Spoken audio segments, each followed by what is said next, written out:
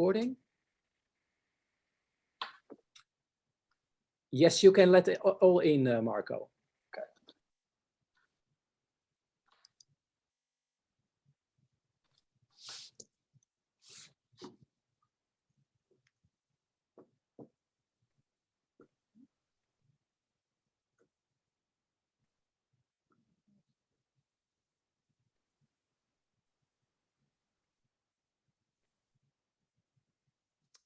Yes.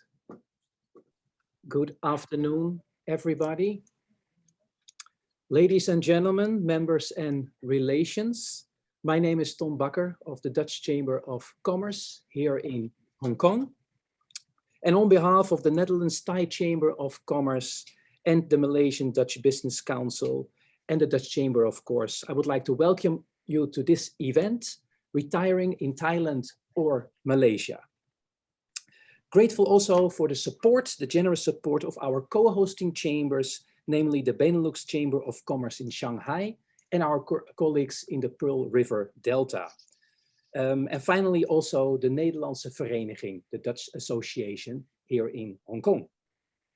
Great to see such a turnout today, perhaps also not surprising, I think, as Thailand and Malaysia receive a lot of attention nowadays as retirement destinations, because of their healthcare systems, expat community, and of course, attractive cost of living. From what I have seen and heard from others, these are very exciting locations. And personally, I cannot wait until it's my turn in around 25 years. So cannot come soon enough. Today, we are joined by experts who can tell you more about how to arrange retirement over there, but also, I think importantly, a balanced view on the pros and cons. On the Thai side, I will be joined by Hans van der Bon from the Thai Chamber and Cheert Kwant of the Banyan Group. And on the Malaysian side, I'm joined by Marco Winter of the Business Council in Malaysia and Lee Lei Cho and Lim Lee Kwan of TMF, and also Hans van der Zijden. What can you expect in the coming hour? We will first have a presentation from Thailand, followed by Malaysia, and we will finish with a question and answer around 15 minutes. If you have a question for the speakers, please raise your virtual hand during the Q&A or leave a comment or question in the chat box below. For your information, this session is recorded, so please keep it polite. I wish you a very informative session, a good coming hour, and I now like to give the word to Thailand. Over to you, Hans, over to Bangkok. Thank you very much and a very warm welcome. Good morning to some of you, good afternoon. This is Bangkok indeed, the Netherlands Thai Chamber of Commerce. Thank you, Tom, and colleagues of the Dutch Chamber of Commerce in Hong Kong and the related organizations for zooming in on this afternoon here in Thailand and wherever you are in the world. Today is all about retiring in Thailand. Tom mentioned it, 25 years from now, Tom, I probably will reach that retirement age a bit earlier. The last 2 weeks, I managed to have a bit of a summer break and felt like a retiree here in Thailand. I was driving around. And yeah, you will hear more about what Thailand has to offer, but what I can express and what I experience is what you will hear in Mr. Cheert Kwant's presentation in a few seconds. He will be going into details of the quality of life, the medical health care and all kinds of greatness Thailand has to offer. I mean, it's for a very good reason that Thailand before the pandemic used to attract millions and millions of tourists. And why do they come to this country? I'm sure that it's not only because of the nice food, which is terribly nice, by the way. There are a lot of attraction which Thailand has to offer. Apart from all the taxation, apart from all the incentives, etc., you will hear all about these details and the financial figures. But isn't it ultimately a place where you want to live, perhaps with your partner, with your friends, where you want to visit and where you want to have your family visiting, which is where you feel sort of at home. From the NTCC perspective, we have a lot of our members who retire in the country they used to work. We are one of the oldest chambers here in the region, 30 plus years. So I notice a lot of our members after their workful life, they retire in this country, and rightfully so. I'm here for 17 years, and well, if the world doesn't change to what I now have in mind, this is also going to be my retirement place. But without further ado, the person who knows much more about everything Thailand has to offer, and in particular a certain part of Thailand called Hua Hin, Mr. Chiet Kwant, one of our respective members, the Banyan group in Hua Hin, would like to give a few slides. I think you prepared some detailed slides. You have another 18 minutes, Chiet, for this, so take your time and guide us through all the benefits as a retiree here in Thailand. The floor is yours. Thank you. Yeah, thank you, Hans. Thank you for the introduction. Good morning, all. Morning from France, by the way. That's why a little bit dark maybe around me. We like to present you a little bit more about Thailand, retiring in Thailand. I'm CEO of Banyan Thailand. Banyan is a project that includes a golf course, villa residences, a hotel resort, and also a medical center on site. Next slide, please. So Thailand is for many people, and maybe also for you, is a holiday destination from origin. And at the same time, Thailand has also become more and more known for being a perfect retirement destination. And if you look at international rankings and ratings of different retirement destinations, then Thailand always comes up as one of the top destinations for retirees, especially the ones who want to retire in Asia. And as you can see also in the latest annual global retirement index, Thailand has been ranked as number 11 worldwide and number 1 in Asia. Where, by the way, Hua Hin, where I live and where I'm working at Banyan, the project, Hua Hin is in the top 25 of the best cities to retire worldwide. And the ranking is based on relevant parameters like housing, visa, also climate, healthcare, cost of living. A few of these items I will present more about in this presentation. Next slide, please. So important for people in general is what is the cost of living when you retire somewhere. And especially what I would like Thailand to describe as a destination where you get a lot of value for money. And especially if you look at comparisons with European countries, and I understood that most of you are originally from Europe, and most of you are currently based in Hong Kong or in the region. Then you can see that Thailand has a very attractive cost of living for a retiree. Rents are lower, cost of living in general are lower, and that means that if you compare and the numbers you see here, I think you need to just look at comparison and not at actual numbers, because if you look at the total cost capital needed to retire in Thailand, what they described here for 14 years of 385,000 euro might look low to you. It's all depends on personal circumstances, personal budget, and the way of living. But I think the comparison is the most important one. And if you look at Thailand, then it's definitely 70% or less expensive compared to Western European countries. For example, 500,000 is mentioned for the Netherlands. So that's an important first advantage that Thailand offers over other countries. Next slide, please. Important as well, if you get older, is also the quality, the availability of medical healthcare. It becomes more and more important, not only the quality, but also the availability nearby. And Thailand is very well known for a very, very high standard of medical facilities and services. Thailand has also been a top 10 country if you look at medical tourism. We have hospitals in Bangkok like Bumrungrad, Samitivay, that are well known for many years as one of the top quality hospitals in the world, where people from Europe, the Middle East, and other regions go to for medical treatment.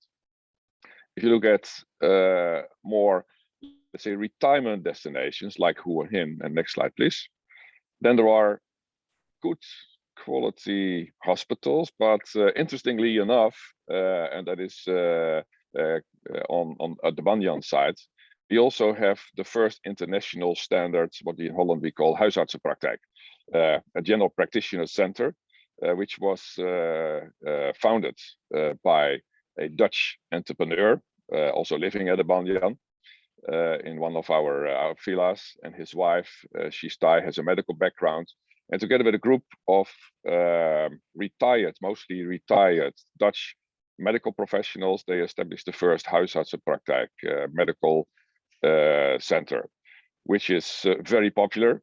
Works with memberships. Within 2 years after they founded in early 2020, they have more than 2,000 members, but also walk-in guests, and extremely popular because also of the fact that they do home visits and such, which, as you can see, I can imagine, very important for retirees. Next slide, please.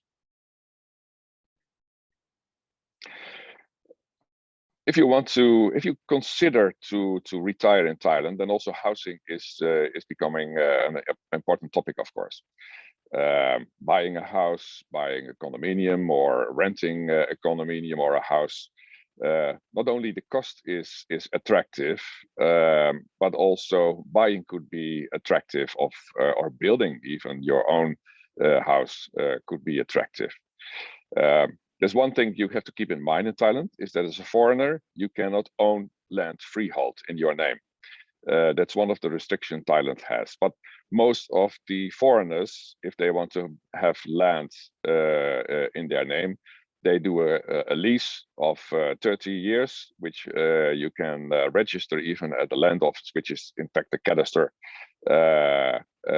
for even an option for 30 years. It's a very solid and safe way to secure the use and also the leasehold ownership of land. And again, the land lease contract is registered at the cadastre, so it's also a safe way to invest money in Thailand. The villa that you build on top of it can be a registered freehold at the land office. So it's the most common way for a foreigner to invest in property in Thailand. A condominium, which is of course a multiple level building. You can own a condo freehold in such a building as well. If you look at the cost of buying a property in Thailand, you will get a copy, I believe, from this presentation, so you can look it up later as well. But fees like transfer fees and such are not exceptional, and real estate agents mostly charge their fees to the seller of a property instead of the buyer of a property.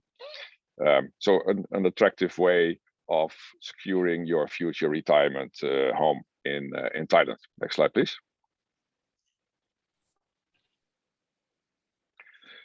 Important, of course, if you want to live anywhere, you have to look at what do I need in terms of approval, registration, permits from the government. There are quite easy, smooth, and easy ways to register to obtain a visa for living in Thailand. You have very good and attractive programs from the government. So if you are over 50 years of age and you're not going to work in Thailand, then you can obtain a long stay retirement visa. It's not so complicated to obtain it, and in case of such a visa, you need to officially go to the immigration every 90 days for another stamp. In order to obtain such a non-immigrants retirement visa, you would need a bank account that shows a balance of around 21,500 euros, or a monthly income of 1,750 euro. It's all, as of course, not complicated, but if you're not in Thailand, it maybe might look a little bit not scary, but you want help. We as Banyan also help our new homeowners, people live in Banyan, with such a process. Next slide, please. If you want to, if you're willing to spend more money, then there is a privileged program from the government. It's called Thailand Elite, where you can in fact buy visa for 5, 20, 10 or 20 years. It gives a lot of privileges, including the fact that you don't have to go to the immigration anymore than 90 days. And instead of a 1-year visa that you have to renew every year, you can also buy basically a 5-year visa for 16,200 euro, or a 10-year or a 20-year visa. It's very smooth. It also has certain privileges at the airport. If you arrive at the airport, visa, the immigration is quicker. Special tracks at the immigration. Not sure if it's still the case, but years ago, in the past, you even could have a pickup from the gate when you arrive at the airport.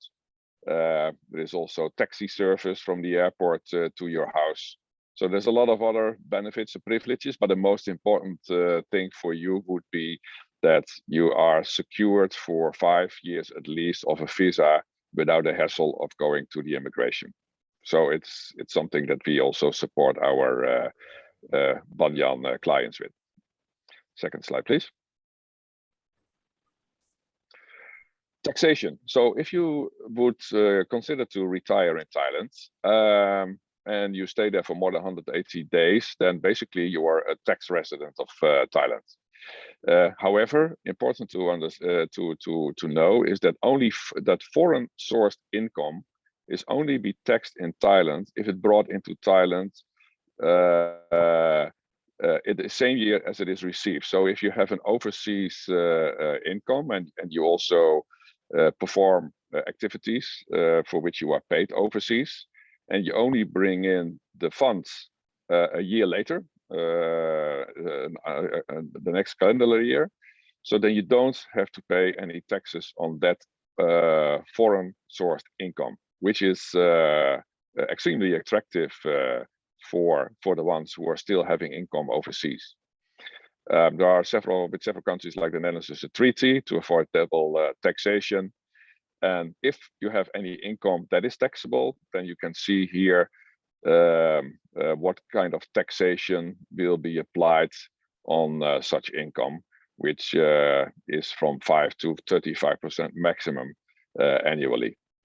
In case of a retiree, you will probably never have to pay such percentages of tax, as there are also lower tax treatments on pensions paid from certain European countries, and I believe also the Netherlands. But of course, we advise you to have it checked, your personal situation checked, and we personally work with Mazars in Bangkok for such questions. Next slide, please. Yeah, and then, you know, if all the technicalities, all the procedures have been completed, yeah, then your actual life starts in Thailand, right? So important, of course, but to even to consider whether to go to Thailand, it's good for you to look at what kind of activities, what kind of lifestyle, what kind of social interaction, what kind of communities are there in Thailand. And because at the end of the day, for most people, it is important to build a life with a lifestyle that matches their personal preferences. Thailand in general is a country with a lot of retirees. So there's a lot of communities in different places. I live in Hua Hin, but in Phuket and Pattaya, Rayong, in Bangkok and Chiang Mai, You have large expat communities, retirement communities. So social interaction is something that is not difficult to find. And if you look at what we call a healthy, active lifestyle, then there are multiple activities. Like if you look at Hua Hin, but it's everywhere in Thailand. Thailand is also famous for golf courses. In Hua Hin, we have 7 great golf courses, also international standard ones, including our own, of course. You have stunning nature, beautiful beaches, culture, and like Hans already said, fantastic food options, both Thai but also international food options. And again, it's not difficult to build your new life with well, like-minded people. If you look at Hua Hin, where I'm most familiar with, you have a massive Dutch community, but also Scandinavian, German, Swiss, British, and we can see that at our golf course, it's a mix of different cultures, nationalities that come together every week, not only to play golf, but also to socialize, have nice cultural outings together, parties, of course, together, dinners together. It's a great way to spend your retirement life. So I think the next slide is the last slide. Next slide, please. Yeah. So if you consider to Thailand as your retirement destination, of course, the NTCC with Hans is an excellent source of information. If you are considering Hua Hin, definitely we can give you much more detailed information. And if you are in Hua Hin, we are more than happy to show you around, not only at the Banyan, but in our beautiful city as well. So yeah, that's it. Thank you so much for your attention. And if you have any questions, please let us know.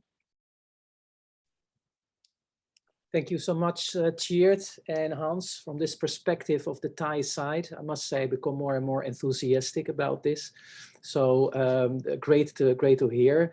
Yes, for our audience, if you have questions, you can put them in the chat box or wait for the Q&A at the end of this session. Then we will now continue to our colleagues from Malaysia, Kuala Lumpur. Marco, the floor is yours. Thank you, Tom. And can you first put on the next slide, please? There we go. All right. Good afternoon, ladies and gentlemen. Selamat datang from Malaysia.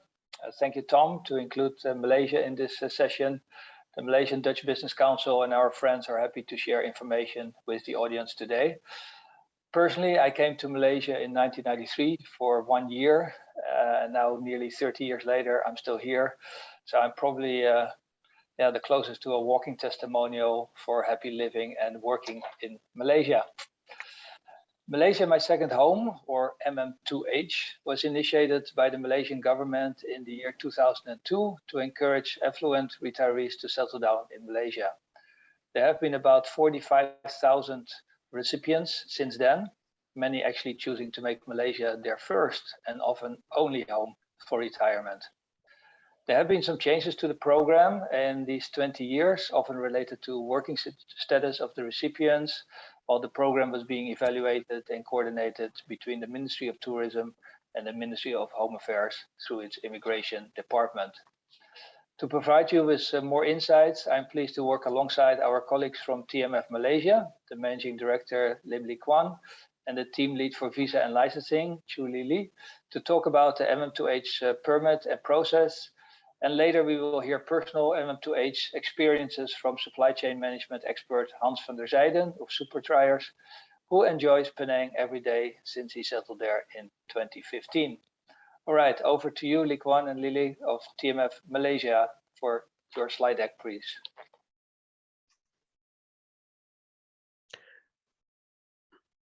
Good afternoon, everyone. I'm Lily from TMF Malaysia. Welcome to Malaysia. I'm here to talk about the Malaysia My Second Home Visa, in short, MM2H. Lily, MM2H program. Can you please turn on your camera? Because of this connection, a bit difficult to get it connected. Sorry. Yeah. Go ahead. Yeah. Sorry. Okay. MM2H program is an initiative by the federal government of Malaysia to attract and allow foreigners who fulfill certain criteria to stay in Malaysia for as long as possible on a 5-year renewal pass with multiple entry visa.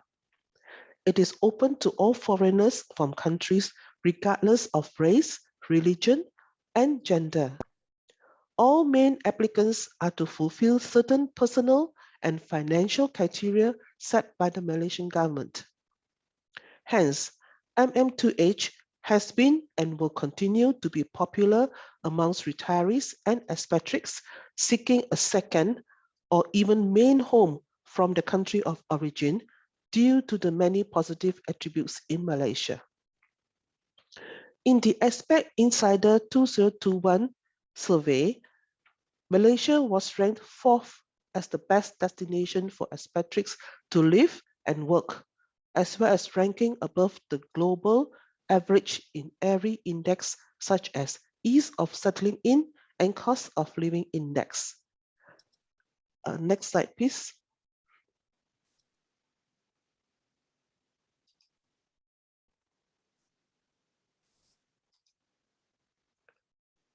Sorry, I think this is not the next slide.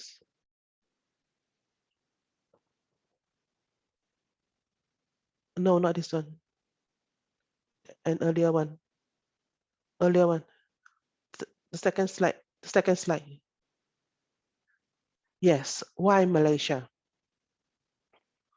Okay, why Malaysia? Well, basically, it's because of a strategic location, living standard and quality of lifestyle, business-friendly environment. As you can see in the chart on my right-hand side, on the right-hand side of the chart, Malaysia rankings. Malaysia is ranked number 36 out of a total of 76 countries. As you can see in the chart, the ratings, the highest rating is the open for business, entrepreneurship, and quality of life. In 2020, Malaysia was ranked number 32 out of 78 countries. So you can see, well, Malaysia's central location within Southeast Asia, which is the strategic location for tourism, work, or long stay. The climate in Southeast Asia is tropical, so it's either hot and humid or hot and dry, depending on the time of year that you arrive. As it is sunny most days, it's a lot easier to plan what you want to do.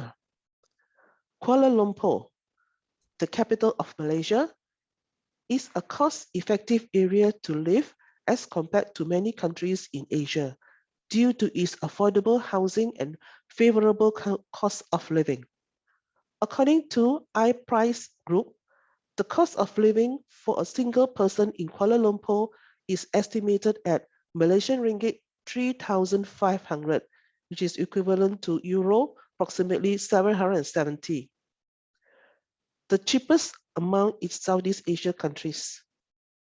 There are certain residential areas that are close to healthcare facilities, international schools, and shopping malls.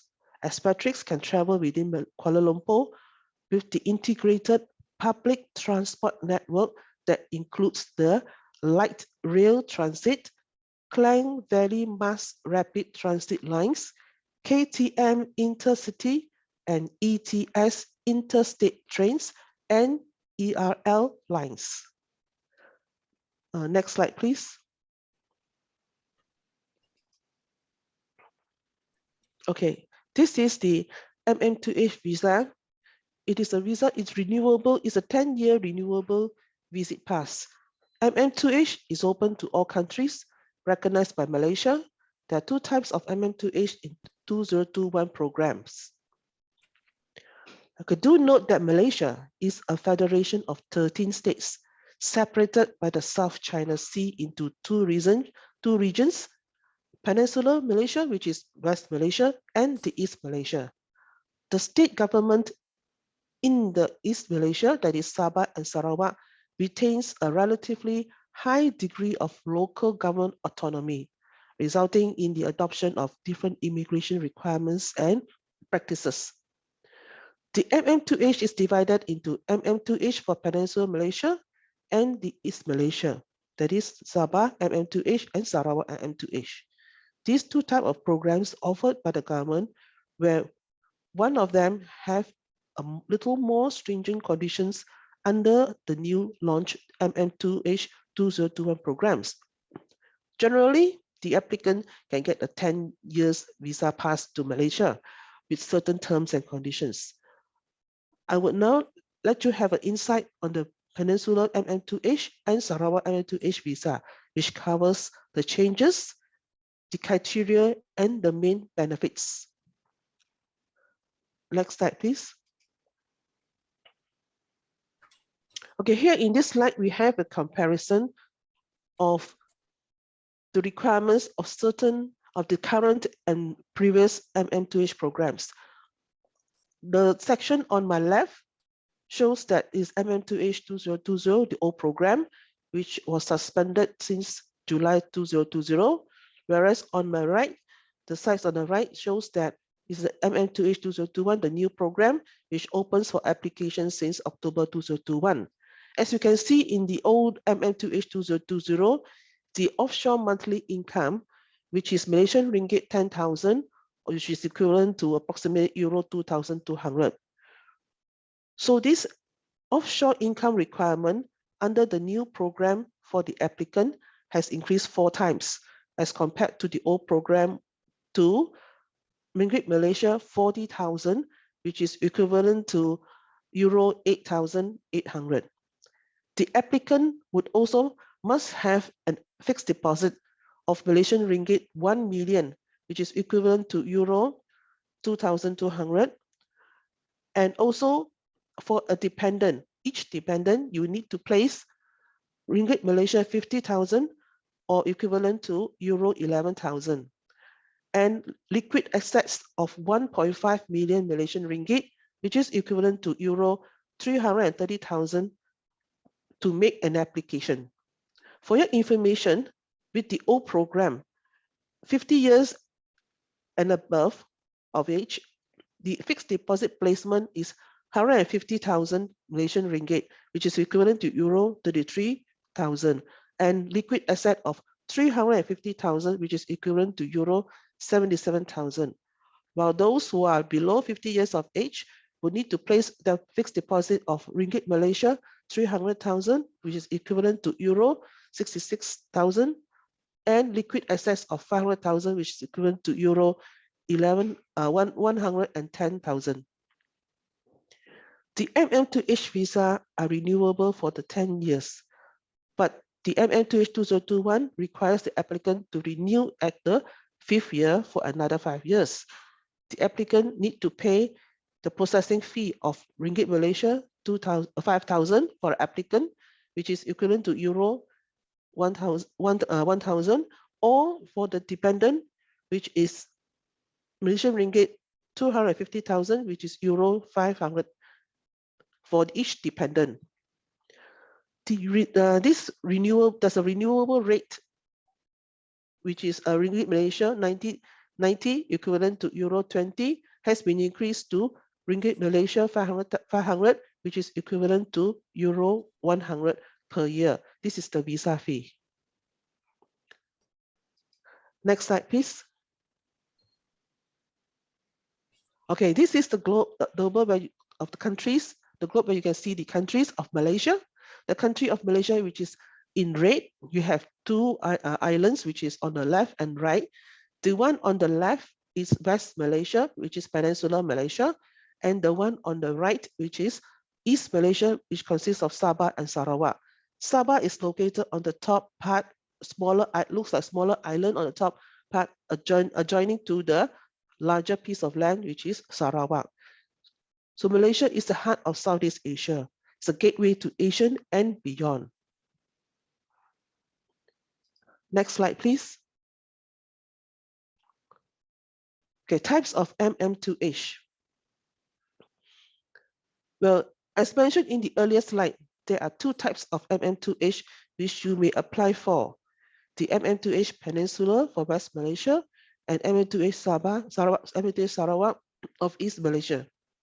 The MM2H in West Malaysia has higher monetary requirements and more rigid guidelines as compared to the program in East Malaysia. But as you can see in the chart displayed, types of MM2H we have on the left, which is MM2H Peninsula, and on the right, which is MM2H Sarawak. Okay, in Peninsula, MM2H Peninsula, you have to be age 35 and above to apply for this program, whereas for Sarawak, your age will be 30 and above, where you are eligible to apply.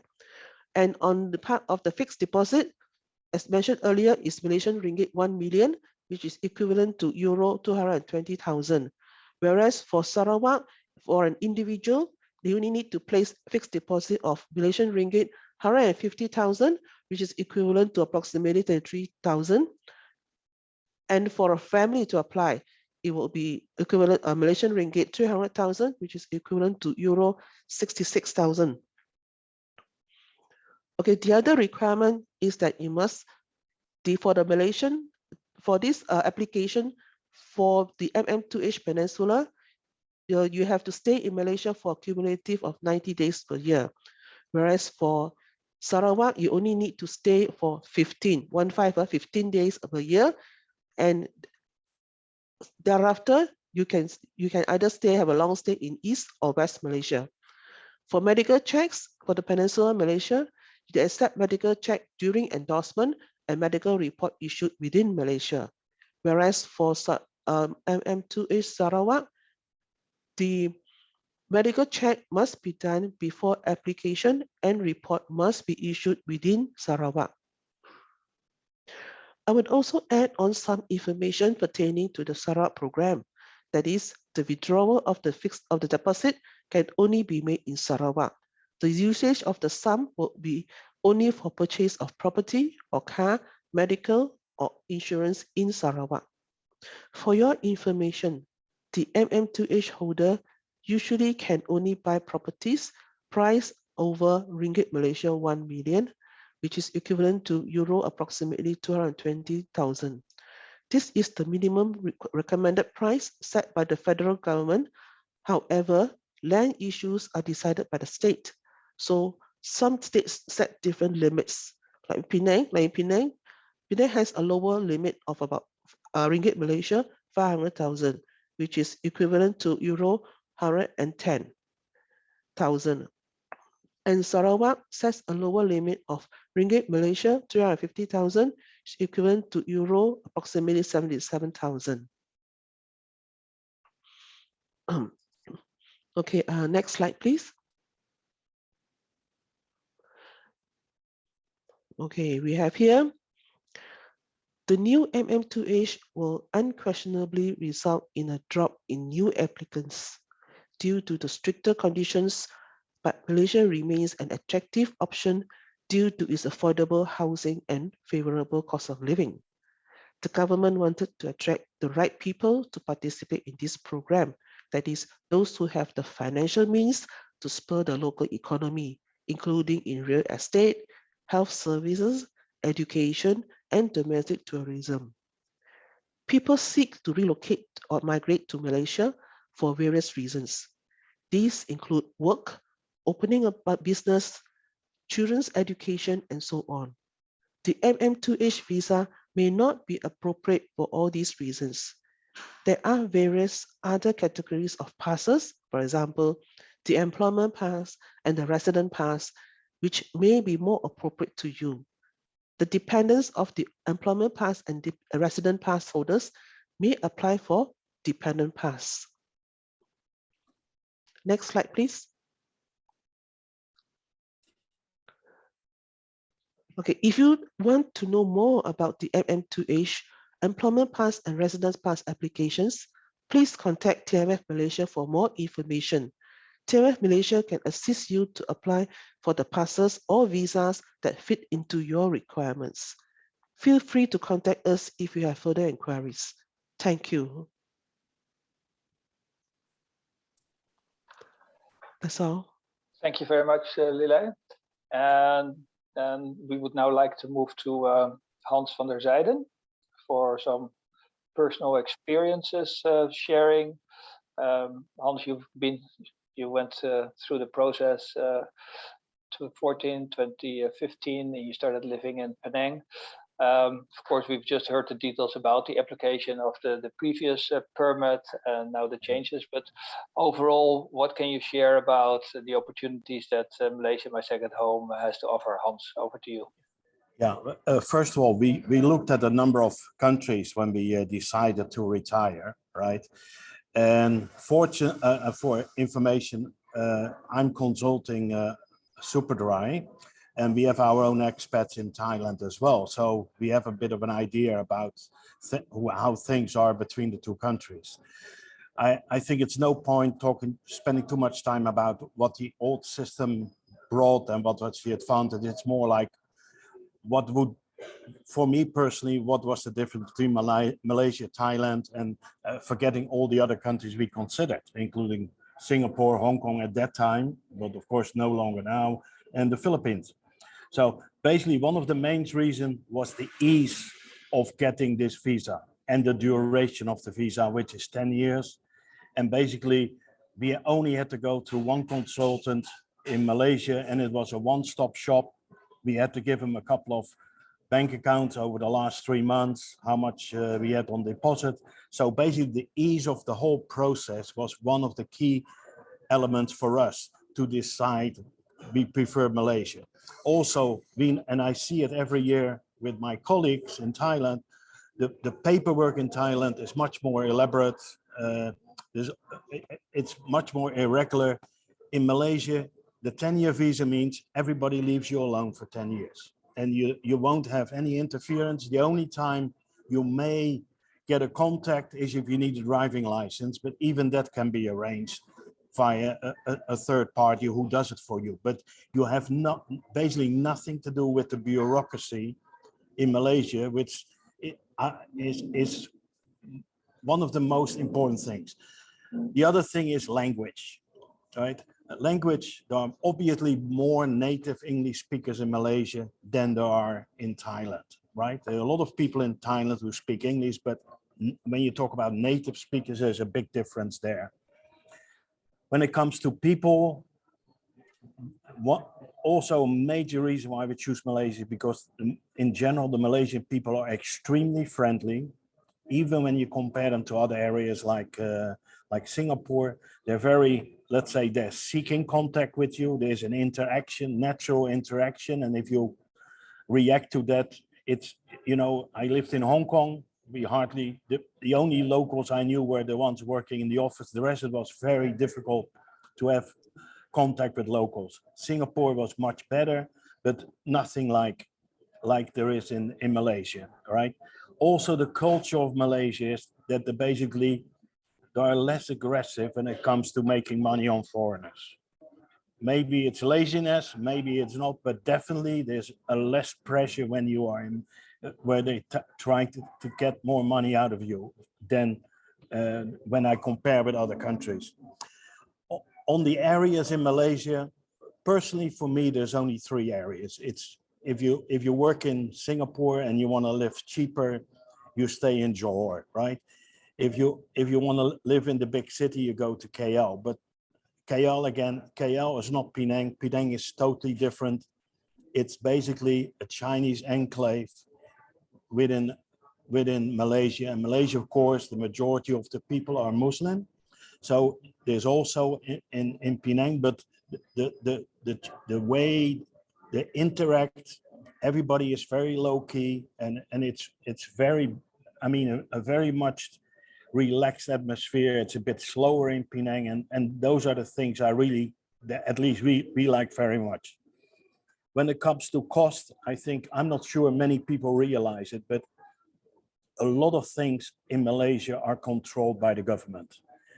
There's rent control, there's interest control by the banks, there's control on the essential food items, even the gasoline price, even today, after 2 years or 3 years COVID, is still 2 ringgit 07, which is about 70 cents, right?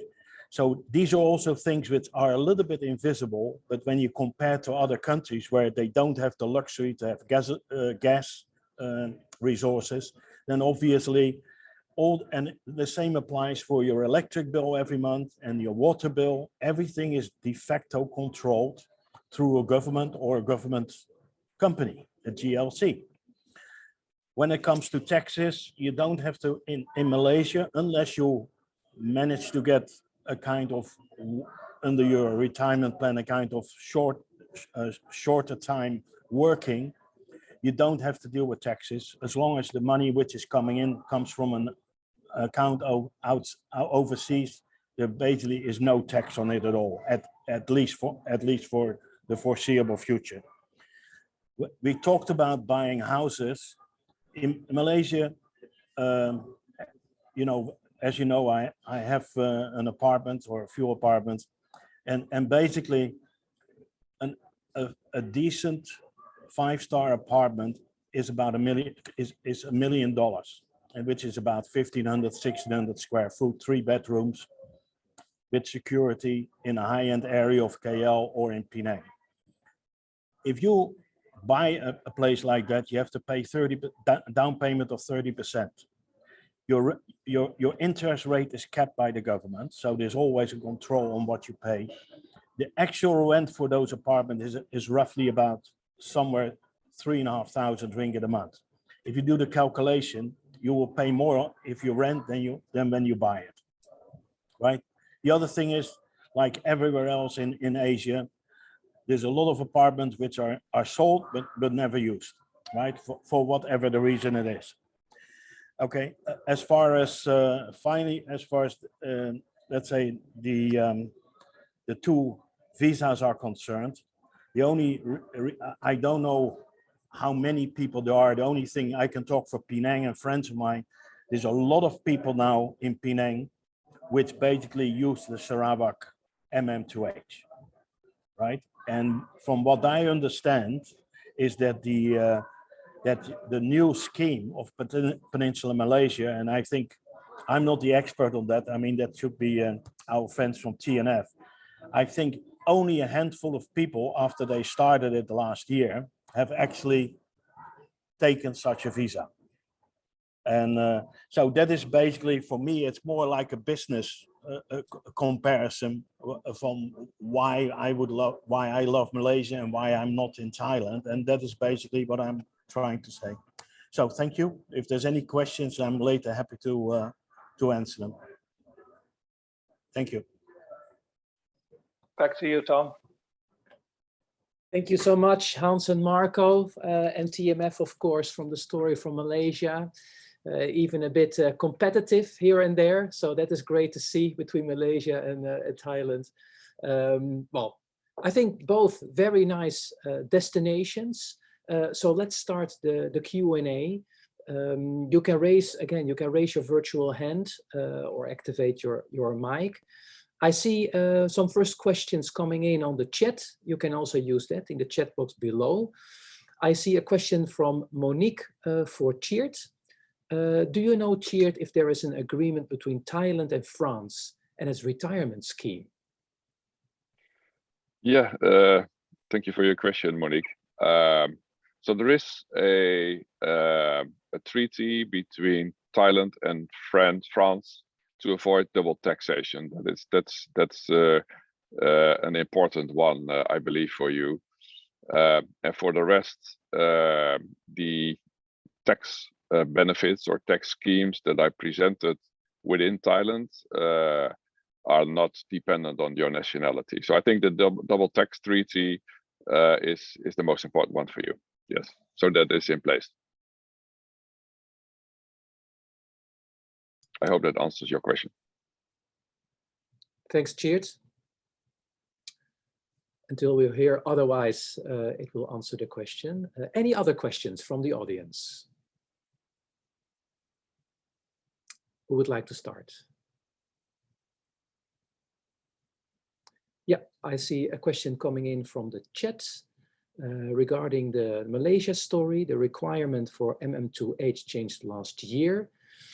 yeah, what happened to the foreigners who could actually not meet the new requirements with regard to higher offshore income and liquid assets? Perhaps TMF can share something about this.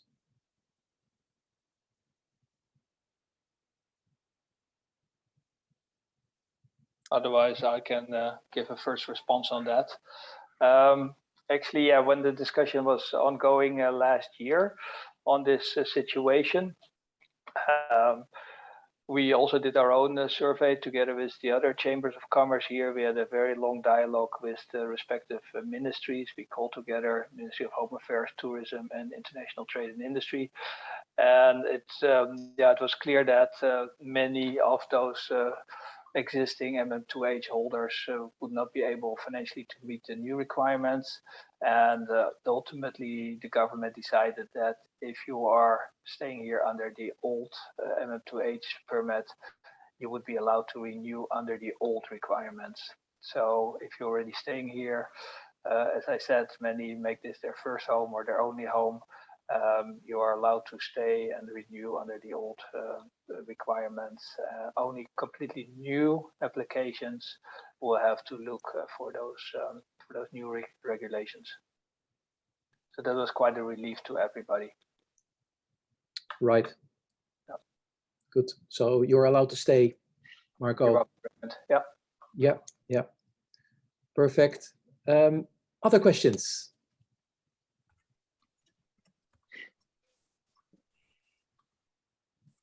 Yes, I hear somebody. Mic is on. Who would like to start?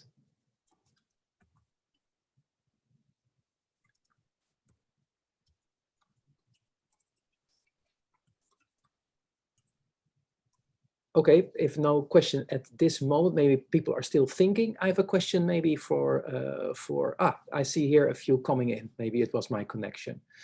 Here, for MM2H, for those under the pre-2020 requirements, what happens in the future when they renew? Will they be subject to the new requirements? I don't know, Marco or TMF. I think I just answered that already based on Raymond's question. So those under the pre-2020 requirements, they can renew under those old requirements, and they are not subjected to the new higher income requirements. Yep. Yeah, if I may ask as well, there were even the fees, because I had various friends who basically extended, and even they even kept the old fees for those people. So which were only like $50 a year, or yeah, $50 per year. That was the original fee, I think. So basically, and basically the only thing you saw was that the ones who could not meet, the new ones who couldn't meet, either didn't come to Malaysia, or they opted for the Sarawak one. Because you only have to stay 2 weeks in Sarawak, you can still spend the rest of the year in Peninsula Malaysia. So that's basically by the way Malaysia has been organized as a state.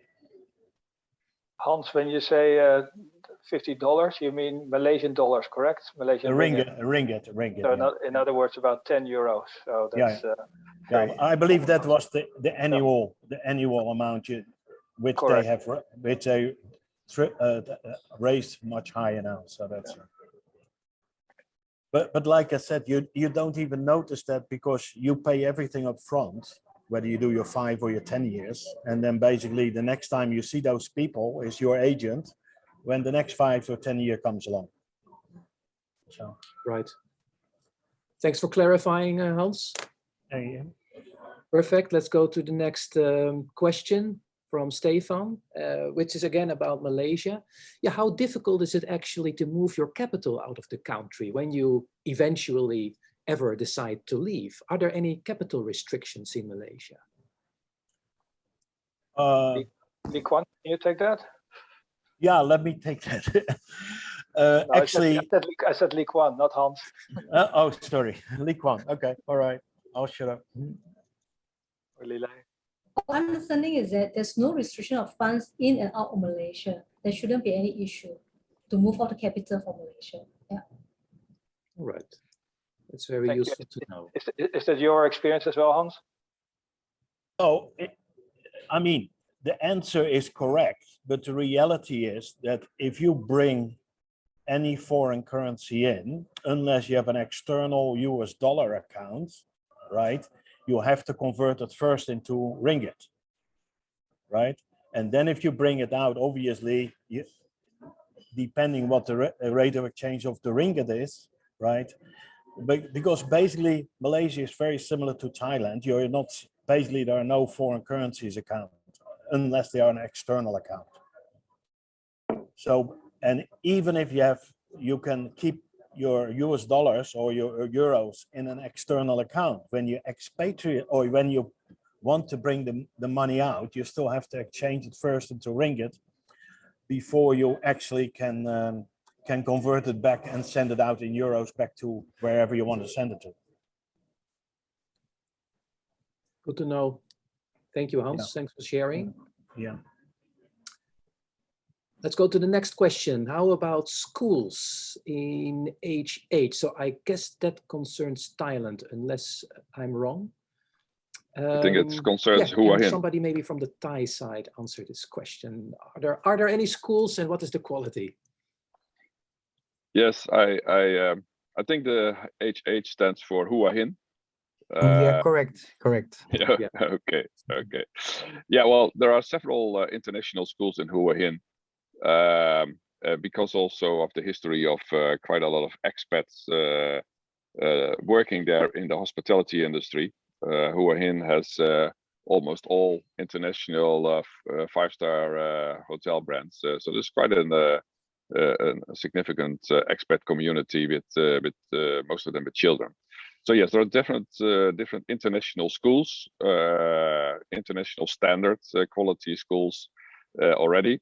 I've been approached just before COVID, also by someone who is representing British international schools, and there are also plans to further expand education in Hua Hin by, let's say, a secondary school from one or two British international schools. So there is further expansion, but if you would have to bring kids to school in Hua Hin, like a few of our what we call homeowners owning a villa or renting a villa at Banyan, kids in several ages go to school in Hua Hin. So yeah, it's international standard and available. All right. Thank you. Thank you so much, Cheert. Thanks for the question. Let's continue for a moment with Thailand, and maybe Cheert, you know this. Suppose you have a wine collection, you want to bring it to Thailand. Would that be taxed? How much? And what would the value be? Well, I have no experience with importing personal wine collections to Thailand. I cannot remember I know anyone, but I can remember for someone it could be an important topic. Wine in Thailand has high tax on it. So I think most of you who have been visiting to Thailand, a glass of wine in Thailand at the restaurant can easily be in euro about 6 to 10 euro. So wine is expensive, and that is because of taxation by the government. So I'm sure I don't have the information at hand. I can collect this information and send to the organizer after this call. So we that the ones who I think Paul who asked these questions will get his answer. But I'm sure that there will be taxation, and I'm not sure how complicated it would be to import it. So question will be answered after the session. Perfect. We will arrange that. Thanks, Cheer. To continue for a moment with another question. Somebody asks, Thai, we heard Thai prefer new properties. Is it actually difficult to sell houses or condos in Thailand? Suppose you want to leave, can you easily get rid of it? It's a very good question, yeah. Well, I have to say that in general, and especially if you look at the past, Thai were hardly buying any existing property unless it's at a very unique location, obviously. If you look at the villas that we have been building over the last 12 years at Banyan, most of the ones who have been buying an existing villa were foreigners, foreigners either from coming overseas or foreigners living in other places like Bangkok and wanting to buy a second home or a new first home in Hua Hin. And I can imagine that if you as a foreigner would buy a house or a condo in Hua Hin or any other place in Thailand, you will probably, because unless you're an exception, of course, but most people buy a house or a condo in a community where also there's an international mix of villa owners already. So yeah, as we can see, it's not that difficult to sell a house. Our experience and hearing from also agents, and there's some Dutch agents also in Hua Hin. It's not difficult to sell an existing home, but more often is it sold to another foreigner than to a Thai. Right. Okay. Very quick final question for Malaysia. What is currently the tax rate for personal goods? So I believe this is about value added tax. What is the percentage at the moment? I think as a MM2H visa holder, it's actually is immediate local tax resident status. So for the Malaysian personal income tax rate, it's actually is on the graduate scale rate of tax applied to chargeable income of residents, individual taxpayers, starting from 0% to 30%. So if you're talking about the import personal household items, is tax exempted. All right. Okay, good to know. Thank you so much. I think we reached time. It's 1 o'clock. Perhaps not all questions were answered. Don't worry, send them over to me and I will make sure they reach the right people and we will come back to you. But it's time. I would like to close. I would like to thank our speakers of today from Banyan, Cheert, TMF, and Hans, of course, for sharing your insights and experiences. Very useful. I would like to thank the participating chambers from Thailand and Malaysia, also the colleagues from Mainland China, Bencham, and the Nederlandse Vereniging for the very pleasant cooperation for this webinar. And of course, our participants for attending. I hope you find it useful. Perhaps see you around in Thailand or Malaysia in a couple of years. And please, of course, check the calendar of your chambers for upcoming events. And for now, I wish you a very productive day, a pleasant summer, and see you around. Goodbye. Bye-bye.